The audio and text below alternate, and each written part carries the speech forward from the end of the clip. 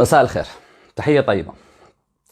حديثنا اليوم سيكون حول النقاش الدائر في الساحة المغربية حول المنتخب الوطني وليد الركراكي، ولكن هذه المرة سأحاول أن أقوم بحوار ثنائي ثلاثي رباعي، قولوا ما تشاءون، مع مجموعة من الأسماء التي نكن لها كل الاحترام والتقدير، والتي تحدثت وتمثل وجهة نظر واحدة من شق ما، وسأحاول أن أقدم رؤيتي وقراءتي. صح، تحدثنا معكم حول الإخفاق، حول المسؤوليات، حول ما حدث، حول الأماني التي كانت تداعب قلوبنا من أجل أن نذهب بعيدا في كأس الأمم الأفريقية وأن نحقق اللقب بهذا الجيل الذي استحق لقب رابع المونديال والذي حقق الإنجازات. ولكن بالحديث عن رابع المونديال، تعلمون أنه منذ وصول ذلك الإنجاز والحقد بدأ يتدفق من كثر.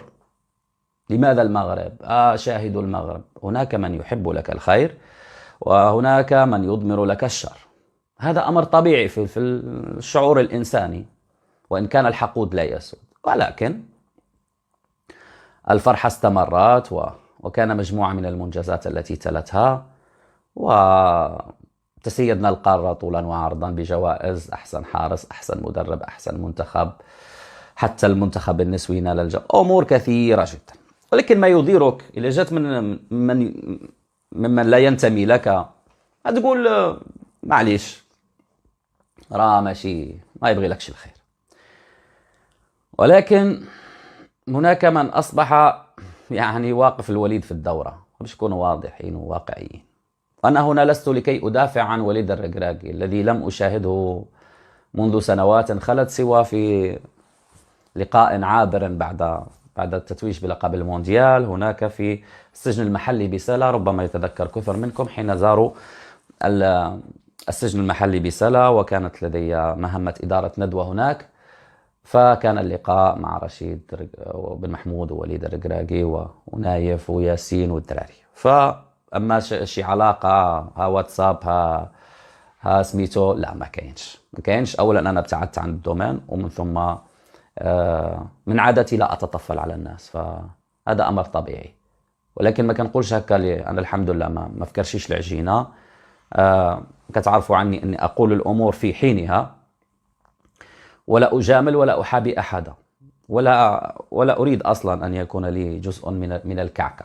فما بالك اليوم وأنا بعيد عن الإعلام الرياضي؟ اللهم هذه النافذة هي الوحيدة اللي ربما كتخلي الواحد يهدر. ولكن أيضا أنا من الناس الذين لا يحبذون الشعبوية. كان بغيش إنه الشعب يريد، الجمهور عايز كده، يلا. ومن الناس الذين يمقتون من يرفع شعار حارب الناجح حتى يفشل. كاين اللي ما كيبغيش يطلع فنان واعر ويكون هذا ويوصل. ما كنتي حي شعبي بقى بدك تما، اخرج لينا من الجنب، باقي جون، باقي شباب، وحنا حنا حرس قديم ما خديناش فرصتنا في المنتخب. بداو كيجددوا، جابوا هذا من ايرلندا، هذا من الانجليز، جابوا وليد، ما عيطوا لهذا، هما جابوا هذا، حطوا معاه رشيد، مشات علينا الى طاحوا نسلخوهم. للاسف ليس من أتحدث عنهم اليوم، ولكن كثر كاينين. ريب طاح، هذا أعطيه، طاحت البقرة زيد كمل عليها. وليد لم يسقط. وليد تعاقده لا مع الشارع ولا مع المحللين ولا مع الصحفيين ولا مع قدماء اللاعبين ولا لا لا لا لا لا. وليد تعاقده مع جامعة، غيجلس معهم غدا يقولوا له تكملة العقد، هذا تحضير لكأس الأمم الأفريقية، التي بالمناسبة سمعت أخبار غير سارة، تسريبات، ومنها خبر لزميلنا وصديقنا في قناة الأهلي محمد سعيد، قال قد تؤجل كأس الأمم الأفريقية اللي غتلعب عندنا نورمالمون 2025، قد تؤجل ل 2027، إلى ما بعد المونديال. نتمنى ألا يكون هذا الخبر صحيح، لأنه نريد بالفعل أن تكون كأس قارية قبل كأس العالم. نريد تحقيق التأهل لكأس العالم، نريد تحقيق اللقب الأفريقي. ولكن اللقب الأفريقي لا يتحقق بأن نشخصن المنتخب الوطني. كان المنتخب الوطني اليوم كان بطلا للقارة الأفريقية 7 مرات كمصر، ويبحث عن اللقب الثامن. أنا ما غنطولش عليكم، غير أن هذا الكلام الذي بدأت به، هذه الإطلالة، لا علاقة له بمن سيأتي ويتحدث فيما بعد. وإن كان البعض ربما يأخذ جزء مما قيل، يعني من باب الشعبوية، من باب دغدغة العواطف، ولكن على العموم لكل الحق في التعبير عن رأيه، غير أن الرأي العام الذي يهندس ويصنع عليه نوعا ما أن يتخلى عن العاطفة وألا يكون بوجهين. ليس هو وليد العنيد المعلم الأستاذ البروفيسور الفيلسوف الذي أوصلنا إلى كأس العالم ولعبنا معه ووصلنا إلى المربع الذهبي، اليوم أصبح فاشل بلا خطة بلا رؤية تقنية بلا لا. اليوم هذا الإنسان يناقض نفسه. من يقول هذا الكلام يناقض نفسه. ومن يقول بأن وليد ليس مدرب، أعتقد بأنه عليه مراجعة أوراقه، لأن وليد تدرج في كل المراحل، حقق ما يمكن أن يحققه إنسان. ماشي دفاعا عنه مرة و20 مليار كنقولها، أنا لا أدافع عن وليد كوليد الركراكي لا، دافع عن وليد الذي هو في مهمة مدرب المنتخب الوطني، وأعي ما أقول. على العموم أنا قلت لكم نحاول تكون نقاش ورد على ما يروج اليوم وعلى آراء من نحترمهم. اللي قلت لكم غيكون معي حمزة بورزوق، رأي خالد ياسين، ورأي الماغودي. نبداو بورزوق. عرفناش نجاريو الانجاز اللي درنا في العالم، ما عرفناش نجاريو داك النجاح اللي وصلنا ليه. بقينا هنايا هازين دريبيكا، كان كبير علينا، كل واحد هاز دربوكا وطاره. لا كان كبير. اسمعني لا كل واحد كاع الماتشات الصحاح خسرناهم. مشينا هنايا تعادلنا مع سميتو كاب فير، قلنا حكا اكسيدون مازال ما خرجناش من لوفوري مازال. جينا عاوتاني في ماتش صحيح مشينا خسرنا مع لافريك دو سود، قلنا حكا والواد الغيابات. مشينا لعبنا ماتش صحيح، ماتش ريفيرونس ديال كوت ديفوار، فرقه اللي خدات 4 في بلادها، شداتنا عطاتنا قتله. عطاوني شنو هو التطور اللي وصلنا عليه من بعد لاكوب دي موند، عطاوني شي خطوه زدناها. نتفق معك حمزه، عطاوني الدراري شي خطوه زدناها. نتفق معك، ما كاينش. مما قال ايضا حمزه انه زعما الطبل والى غير ذلك، وبعد ذلك قيل انه لن يظهر على راديو مارس. على العموم هذا شأن داخلي للمؤسسة، ولكن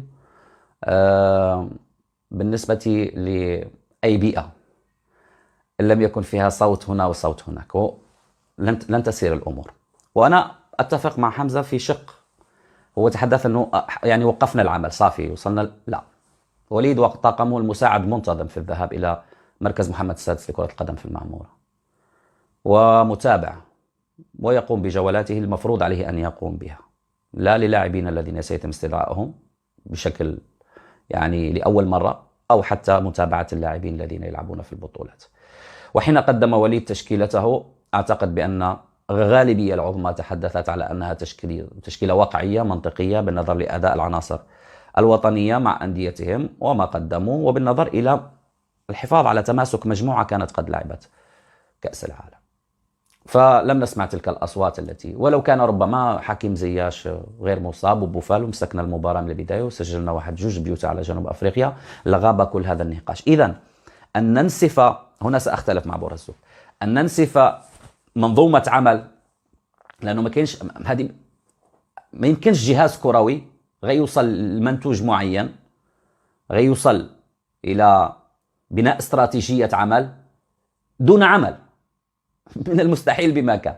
كرة القدم الآن أصبح فيها العلم والمنطق وأمور كثيرة جدا، وبالتالي من الصعب بمكان أن ننسف أننا وقفنا فقط عند مرحلة كأس العالم ونمنا في العسل كما قال صديق خالد ياسين. لا، هناك عمل. واليوم أتفق مع حمزة كما قلت لكم بأن ما بعد المونديال نعم غاب الحس النقدي، كله يسبح في تيار واحد. وكرة القدم كالسياسة كالاقتصاد كالاجتماع ككل ما يدور في فلك هذه الحياة السعيدة تحتاج لحس نقدي في العمل، سواء كان النقد الذاتي، يعني يجلس وليد مع أصدقائه في الطاقم الفني ويقوموا بنقد ذاتي، الجامعة تقوم بنقد ذاتي، أو حتى الصحافة. وهذا مجال لا أود الخوض فيه بكل صراحة، لكي لا يقول بأنك اليوم يعني تتحامل على الصحافة الرياضية، ولكن غاب الحس النقدي بطريقة أو بأخرى. وبالتالي حتى إن كان هناك دور لمثلا مثلا الضغط الذي كان على وليد واللاعبين في كأس الأمم الأفريقية كان بالإمكان عبر الندوات الصحفية، عبر أمور كثيرة جدا أن ننفس عليهم. وقلناها مرارا وتكرارا أن هنا يبرز دور الجهاز الفني وأيضا جامعة الكرة، ولكن للأسف شاهدنا اللاعبين يدخلون لقاء جنوب أفريقيا وكأن على أكتافهم جبل طبقال ولا كليمنجارو في تنزانيا ولا إيفرست قاع. هناك قد نقول مثلا الصحافة المصرية كتقوم بواحد الدور جبار في كأس الأمم الأفريقية في مناسبات من هذا الحجم، ولكن كلنا نتعلم، غير أنه عدم توفر، وهنا الكلام للجامعة والكلام أيضا للأصدقاء والصديقات في الجسد الإعلامي، إن غاب الحس النقدي عليك أن تمارس مهنة أخرى، لأن هذه مهمة الصحافة، مهمة نبيلة دورها أن تكون تلك المرآة التي تعكس الواقع، تنير العتمة، تضغط، قوة اقتراحية، لا تبتدع الحلول ولكن تشير إليها، والمسؤول كل في مكانه يأخذ القرار الذي يريد. على العموم، خالد ياسين ماذا قال؟ خالد ياسين كان له فيديوهات كثيرة تحدث عن تشكيلة العاطفة، تحدث عن أمور كثيرة قبل، وهذا يحسب له، الرجل يعني لم يتلون، بعد على الأقل كان قبل أن نذهب إلى كأس الأمم الأفريقية قد وضع علامات استفهام، له الحق في ذلك في إطار حرية التعبير. ولكن خالد سأختلف معه وصديقي ونتحادث وعشرة عمر تقريبا، يعني ماشي بعيد علي، ولا نعرف بعضنا البعض، وناقشنا حتى هذه النقطة التي تحدث بها، لا في قناته على اليوتيوب ولا حتى في حواره مع رضوان الرمضاني. ولكن خلينا نسمع شوية شنو قال خالد ونرجع لكم. واش وليد الركراكي في نظرك خالد ياسين خاصو يحط السوارت نعم. من بعد الإقصاء في الكوت ديفوار، أم تعطاه فرصة ثانية بالنظر؟ ما نساوش، ما نكونوش جاحدين شنو حقق في مونديال قطر. هذا السؤال في شقين، فيه الجانب الشكلي التنظيمي التعاقدي الذي ينص على أن العقد شريعة المتعاقدين. في يوم التقديم فوزي الخشاع اللي هو ابن بلدتك صرح بأن العقد يستمر إلى غاية 2026 بثلاثة محطات. المحطة الأولى وكأس العالم، ولم يطالبه بالظهور أبدا أو الذهاب بعيدا، قال بأن سنعطي صورة مشرفة وسنحاول أن نذهب بعيدا. أما كأس أفريقيا أصر على ذلك وقال بأن يجب أن لا نقبل بأقل من الدور نصف النهائي. وحتى وليد الركراكي قالها 3-4 مرات في المغرب، وقالها في حديث مع RMC، وقال بأن سأله المذيع: هل أنت لا زلت على كلمتك، على وعدك بأنك إذا لم تصل إلى دور نصف النهائي ستغادر؟ قال له نعم. أخلاقيا يجب على المدرب أن يقدم الاستقالة. آنذاك سيبقى من اختصاص فوزي الخشاع والجامعة أن ينظروا إلى هذه الاستقالة، إما أن يقبلوها أو لا يقبلوها. آنذاك سيقولون نريد أن تبقى معنا وهذه الشروط الجديدة، لأننا الآن ندخل مرحلة أخرى، لا يمكن أن يكون هناك استمرارية، عفى الله عما سلف ونستمر، لأنها ستكون سابقة. سنبدأ بضرب العقود. واش وليد الركراكي في نظرك خالد ياسين خاصو يحط السوارت نعم. من بعد الإقصاء في الكوت ديفوار، أم تعطاه فرصة ثانية؟ إذن هذا رأي خالد بناء على الجانب القانوني وأيضا الالتزام الأخلاقي الذي كان فيه تحقيق الدور نصف النهائي كهدف بالنسبة لوليد الركراكي. وقال كلام آخر خالد على مستوى أداء المدرب وأيضا تشكيلته المختارة والأسماء التي كانت لابد أن تحضر وغيبت وأمور كثيرة جدا. نتفق أن وليد أخطأ جملة من الأخطاء داخل كأس الأمم الأفريقية، ونتفق أنه لم يلعب معه الحظ، ربما قد نقول لو لم يصب زياش ولكن هذا حل أي مسابقة. مصر أصيب لها صلاح وإمام عاشور وحارس المرمى بعد ذلك الشناوي وآخرون، فهذا جزء من كرة القدم. غير أن اليوم النقاش هو استقالة وليد الركراكي، وكأننا حصدنا جملة من الألقاب في كأس الأمم الأفريقية. عليكم أن تكونوا واقعيين، ما وصل إليه وليد الركراكي لم يصل إليه قط أحد من قبله، معنا على الأقل ومع منتخب أفريقي أو منتخب عربي. هو نصف نهائي كأس العالم. لا أعيش على الأطلال، ولكن إن أردتم أن تحدثون عن السي في، عن السيرة الذاتية، عن المسار، سأقول لكم بأنه من مدرب مساعد لرشيد الطوسي 2013 إلى مدرب للفتح الرباطي، وحاز معه لقب البطولة بعد 60 سنة من المنافسة لأول مرة في تاريخ النادي. كان وراء أسماء سكوما وآخرون يعني عادوا للحياة من جديد، وآخرون بنوا لنفسهم مجد خاص. على مستوى الفتح أتحدث، رحل لقطر ونجح مع الدحيل، فشل في دوري أبطال آسيا ولكنه حاز البطولة.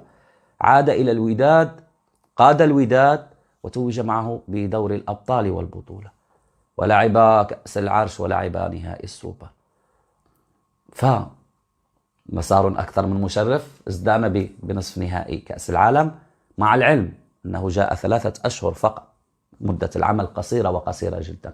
ومع العلم اليوم يخوض كأس الأمم الأفريقية للمرة الأولى، ويأتي وهو يتحمل مسؤولية يعني لا ذنب له فيها، أنه اليوم أنت بطل، أنت نجم، أنت رابع كأس العالم، أنت اليوم سيد أفريقيا وعليك أن تتسيد. فهذا الحمل للأسف لم نستطع أن نخرج منه، وقلتها وأكررها، البعد النفسي في عالم كرة القدم 50-50، لأنه ما غاديش تمارس كرة القدم وانت كدير ألعاب القوة، ضروري عندك الموهبة، ضروري عندك اللياقة البدنية. فلذلك أقول أن من سبق وليد في من بغيته أمبرتو كويلهو اللي كان مصنف 3 أحسن مدرب في العالم، لم يؤهلنا للمونديال، لم نتأهل معه للمونديال. ما بعد لقب 76 أفضل إنجاز مع بدو الزاكي 2002 بجيل يشبه الجيل الحالي ربما. بعد ذلك ماذا حدث؟ 2006 خرجنا مع محمد فخر الذي جاء كمدرب طوارئ. إنري ميشيل لم يؤهلنا لأدوار طلائعية في كأس الأمم الأفريقية. وهل حد يجادل بقيمة إنري ميشيل الذي كان يعني رحمه الله من المدربين الكبار؟ وماذا بعد؟ إيريك جيرتس الذي وصف بالعالمي، خرجنا بخفي حنين معه في 2012 في كأس الأمم الأفريقية في الغابون وغينيا الاستوائية، وبهزائم بالعكس، لا أداء ولا نتائج، ومع جيل محترم ومحترم جدا. وواصل الرجل ثم رحل. ناخب محلي رشيد الطوسي، دور أول مع الرأس الأخضر وأنغولا وجنوب أفريقيا نفسها، تعادل ب2-2. 2015 غبنا، 2017 حضرنا مع إيرفيرونا، سقطنا أمام مصر. لا أحد تحدث عن المدرب الفائز بكأس الأمم الأفريقية 2015 مع الكوت ديفوار بأنه لا بد أن يرحل. وكانت تصفيات كأس العالم الأمر مشابه، لكن 2018 مش 2026. بصح 2026 بقى لها 1 عام ونص، ولكن استمر إيرفيرونا وأهلنا للمونديال، ولعبنا مونديال روسيا، واستكملت تلك الاستراتيجية المرسومة مع الرجل. بمعنى آخر اليوم، هذا الصديقي وأخ خالد ياسين، اليوم النقاش ليس هو إقالة أم استقالة وليد الركراكي، لا. أعتقد أن المنطق يقتضي أخلاقيا قانونيا لو كان وليد من سويسرا أو من فرنسا أو من بلجيكا، مدرب أجنبي له محامي مدير أعمال، وليد ابن الدار، وليد لم يشترط شيء على مستوى العقد المادي. وسيروا سولوا مرة في الندوات الصحفية، يمكن يكون شي حاجة، حاولوا تجبدوا الماضي، حاولوا تجبدوا الأرشيف، حاولوا تربطوا الحاضر بالماضي، شي حاجة بحال هكا. حتى على مستوى التواصل كان خص يعني من كأس العالم اليوم، هذه غير بين قوسين نضعها، كنا نتمنى نشوفوا وليد بخرجات إعلامية أكثر، وألا يتم اختيار المنابر على المقاس باش نكونوا واقعيين وواضحين. هنا كان بإمكانه يوضح بزاف الأفكار وينصت لكثير من الأفكار. وهذه عاود ثاني تأتي في إطار القدسية الموضوعة على المنتخب الوطني، والتي لا تنفع. النهار اللي فتحتوا الباب وجو الأمهات وجو الأباء والإخوان والأشقاء والجمهور يجي باب الأوتيل في قطر والفرحة وتلاقوا بمحيط جغرافي ضيق هناك، جات النتائج. النهار اللي كديروا الهيلامان وكديروا القدسية وكديروا لا بعد طن حراسة كارتكور، كناكلوا العصا. شوية ديال النية اللي ما خدماتش، وشوية ديال الانفتاح على المحيط، إعلام، جماهير، تواصل إلى غير ذلك، لأنه في ذلك يكون هناك الكثير من الأثر الطيب. على العموم فقلنا في إطار مناقشة أنه سيستقيل هذه أمر سهل جدا، هو قالها في الندوة الصحفية، قال سأناقش مع الرئيس، يقصد الجامعة، المستقبل. يعني خلاص الأمور توضحت. إن طلب أخلاقيا خاصه يستقيل، أعتقد أن هذا النقاش سيكون مع رئيس الجامعة ماذا سنستفيد لو أخبرنا فهرجع الرمانة كما نقولوا. نعم، وأنا بناء على حديثي في RMC وبناء على ما وعدت به أو العقد الذي يربطني بالجامعة أقدم استقالتي. أعتقد أن أوكي ممكن كانت طريقة، ولكن نحن لا نتحدث على شخص أجنبي، نتحدث عن مدرب مغربي أن بإمكانه أن يرفع الهاتف ويتحدث مع الإقجاع أو شاهده بعد المباراة وكان نقاشات وكان هذا وستؤجل الأمور. غير أن باب التأويل والتفسير والتعليل ها هو مفتوح على مصراعيه، لأنه لم تأتي الجامعة مثلا وتعقد ندوة صحفية أو تقدم بلاغ صحفي أنه بعد مجالسة الناخب الوطني وليد الركراكي تم الاتفاق مثلا على الاستمرار من أجل العمل بشكل جدي وفقا للاستراتيجية الموضوع. كنت غتيفيتي كاع هذا النقاش كامل وغتخلي جهازك الكروي مساهم في بلورة وصناعة الرأي العام بما هو إيجابي، لأنه اليوم لا نناقش المستقبل، نناقش الحدث الراهن في تفاصيل دقيقة. أنه وليد الركراكي كبش فداء للفشل، قلناها لكم، لقب واحد وأوحد ووحيد في صيغة مسابقة ما فيها ما يتشاف. ومنذ أن شاهدنا اليوم التنافس الذي يحدث بجيل ذهبي بنجوم سطعوا بآخرين أفلوا، ما درتي والو. مشكلة ليست فقط في وليد، مشكلة في معرفتنا للقارة الأفريقية. وهنا مرة أخرى لا أدافع عليه، وقلت لكم له أخطاء كثيرة وجسيمة حدثت أثناء كأس الأمم الأفريقية وما قبل كأس الأمم الأفريقية. ولكن هل حققتم مع غيره ما حققه لكم؟ لا. إذا ذلك الذي رفعناه للسماء لا يمكن أن نضعه تحت الأرض بآلاف الأقدام أبدا. من وصفناه بأنه فيلسوف وبأنه رائد وعنيد لا يمكن اليوم أن نغير الخطاب. لا، ليس لأنه لا يستحق، لا، وصفناه لأنه يستحق وعددت لكم المسار، والمسار لم يسبقه إليه أحد. فلذلك اليوم إن كان هناك من يتمنى أن يسقط وليد وتسقط معه الجامعة فنأبك على فشوش. المملكة المغربية اختارت لنفسها عقيدة، وفي هذه العقيدة من أحب كلامي فليحب ومن لم يحب فلا يحب. لا تمارس السياسة الانفعالية. بنت اليوم مشاريع على مستوى الطاقة شوية بشوية بشوية، قدر يخفق مسؤول أوت، ولكن لا يتغير المشروع. وهذه سياسة. اليوم قلنا عندنا سياسة رياضية، ما كنراجعوش أنفسنا ولا كنزوقوا الكلام وكنقولوا كلام ثم نتراجع عنه. وفي ذلك لا يوجد دفاع عن أحد، بالعكس لا أحد يحتاج لأن تدافع عنه. وليد ما غيقسمش معي الصالير، والصالير ديالو باقي خدام، وللأسف الناس بدات كتهضر على الصالير وراه كيشد كذا شحال بغيتيه يشد، شحال بغيتيه يشد. جمال بالماضي كيشد أكثر من 200 ألف يورو على مدى 5 سنوات مع المنتخب الجزائري. اش كيحساب لك ناخب وطني يعني غيجيك فابور؟ ولا غتحسدوا على ديك 50 ولا 60 مليون؟ راه لاعب محترف من اللي كيدربهم هو كيشدوا التريبل ديالو في السيمانه ماشي حتى في الشهر. هذه أرزاق وهذه مناصب. تتوصل في مكان ما إعلامي رياضي غتاخذ داك لاصون. هذا مكان. نسمعوا شنو قال السي المغودي. لأن على الأقل كنا نرى في أنفسنا من المنافسين الأقوياء على اللقب الإفريقي. ولكن دعني أقول وبكل شجاعة أن وليد الركراكي انتقل إلى الكوت ديفوار بلسانه فقط. مرجعيته الكروية، مستواه الفني والتقني والتكتيكي احتفظ به هنا بقطر. وبالتالي أن الرجل كان خارج النص، وكان لا يجتهد في معرفة أو قراءة منافسيه بقدر ما يجتهد كيف يرد على مواقع التواصل الاجتماعي أو كيف يرد على الصحافة الجادة. وليد الركراكي خلق لنا متاعب، بالإضافة إلى الإحباط الكروي خلق لنا متاعب. على كل حال المملكة المغربية قادرة على تصحيحها. أقول لوليد الركراكي حينما يستقبلك ملك البلاد وهو تكريم عظيم، ما معناه؟ أنه يقول لك لقد اجتهدت ونجحت وأفرحت المغاربة وهذا هو همي وهذا هو هدفي. وفي نفس الرسالة يقول لك عليك أن تواصل الاجتهاد والعمل لإفراح هذه الأمة مع ضرورة الالتزام بتوفير كل الشروط، وهو ما تأكد. للأسف وليد الركراكي هذا التكريم استغله ليتغول واستغله ليتسلط في المغرب. لم يعد يهتم لا بانتقادات الصحافة الجادة ولم يعد ينتبه حتى للانتقادات من طرف أهل الاختصاص.